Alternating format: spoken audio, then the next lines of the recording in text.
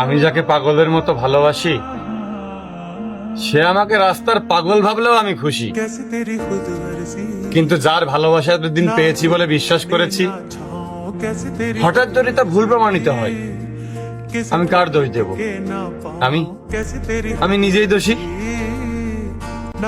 দেখলাম যে ভালোবাসে সে ঠিক ফিরে আসে, হয়তো কিছুটা সময় একা রেখে যায়, তবে মনে মনে ঠিক থেকে যায়।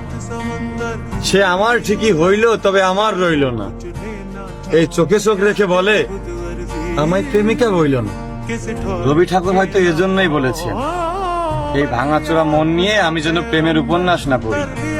তোরা খুব সংক্ষেপে বলতে চাই, তোমাকে প্রচন্ড ঘৃণা করি।